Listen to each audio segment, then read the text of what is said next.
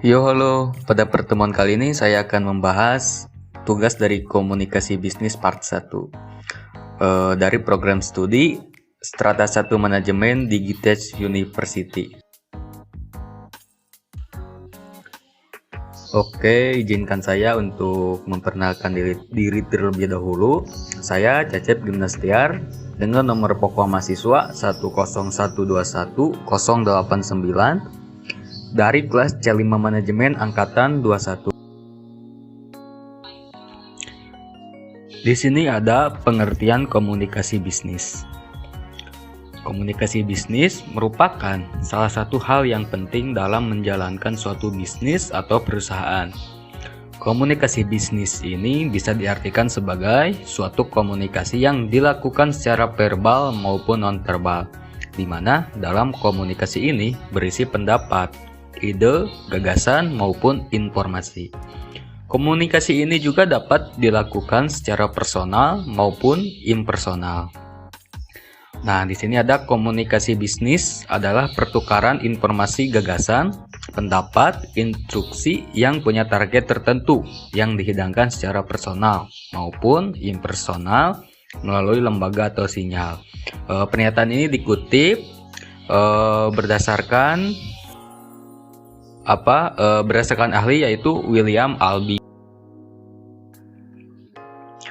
Komunikasi dalam dunia bisnis maupun organisasi dibagi menjadi dua komponen, yaitu komunikasi secara internal dan yang kedua komunikasi secara eksternal.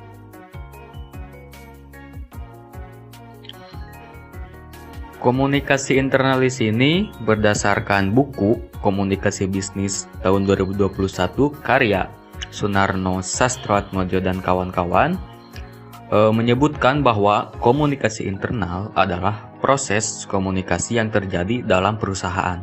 Bentuk komunikasi ini terjadi antar karyawan, baik sebagai bawahan, sesama rekan maupun atasan.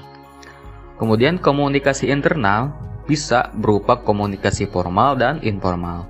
Komunikasi formal adalah proses komunikasi yang mengikuti jenjang hierarki organisasi. Sementara itu, komunikasi informal didasarkan pada proses komunikasi yang timbul akibat pergaulan sosial. Contoh dari komunikasi informal biasanya dapat seperti gosip-gosip dalam perusahaan atau info-info dalam perusahaan yang secara tidak langsung info itu tidak resmi. Berikutnya adalah komunikasi eksternal. Komunikasi eksternal adalah upaya organisasi untuk berkomunikasi dengan orang-orang dan organisasi eksternal lainnya tentang bisnis mereka, produk, atau layanannya. Komunikasi eksternal difokuskan pada penyebaran berita secara efektif kepada audiens atau target termasuk pelanggan, kepada pemasok, penyedia layanan, dan pemangku kepentingan lain yang terlibat dalam bisnis mereka. Kemudian tujuan utama dari komunikasi eksternal adalah untuk mencari pelanggan, menjual produk dan jasa, menghasilkan uang, dan meningkatkan keuntungan untuk kelangsungan hidup dan pertumbuhan bisnisnya.